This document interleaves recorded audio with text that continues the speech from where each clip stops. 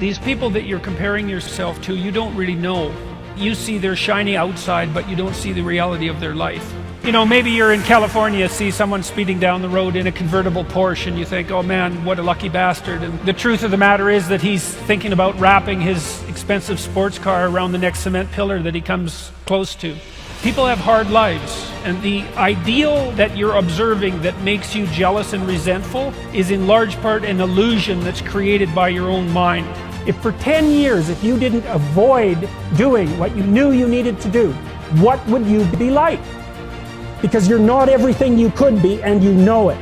What would happen if you just stopped wasting the opportunities that are in front of you? You'd be, who knows how much more efficient?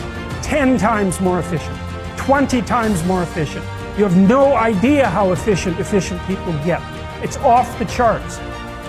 The thing that's so interesting about being alive is that you're all in. No matter what you do, you're all in. This is going to kill you. So I think you might as well play the most magnificent game you can while you're waiting. Because do you have anything better to do? Why not pick the best thing possible that you could do? Because you're more powerful than you think. Way more powerful than you think. I mean, God only knows what you are in the final analysis. You're blind to your own weaknesses, but you're also blind to your own strengths. How far could you take that? If you stopped wasting time, and if you stopped lying, and if you oriented yourself to the highest possible good that you could conceive of, and you committed to that, how much good could you do? Well, I would say, why don't you find out? Psychologists like to pat people on the head and say, you're all right the way you are. And that's such rubbish. Not only are you not okay the way you are, you don't think that anybody else is okay the way they are either. You don't think your children are okay the way they are, like you love them and all that, but you don't want them to stay 3 years old their entire life. You want them to expand and improve and become who they are. Sit on your bed one day and ask yourself, what remarkably stupid things am I doing on a regular basis to absolutely screw up my life? And if you actually ask that question, but you have to want to know the answer, right? Because that's actually what asking the question means. It doesn't mean just mouthing the words. It means you have to decide that you want to know. You'll figure that out so fast it'll make your hair curl. What would happen if you consulted yourself about the best possible outcome for you? You might get an answer. Here's how you know if someone's your friend.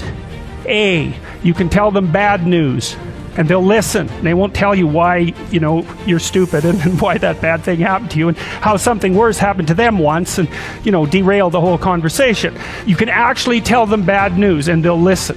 And then, this is a weirder thing, you can tell them good news and they'll help you celebrate. And that's a really good way of deciding who you should have around you, because if you have someone around you, something good happens to you and you're kind of afraid to even admit it because, God, something good happened to you. It's like, you let that be known and it'll certainly be taken away. So, you come out and you sort of tell someone half-heartedly that something good happened to you, and they give you a whack and then talk about, the great thing that happened to them 3 years ago, or worse, the great thing that happened to someone that they knew 3 years ago. It's like, go away from that person. They're not helpful to you. And they're not helpful to themselves either. You got to surround yourself with people who want the best for the best part of you.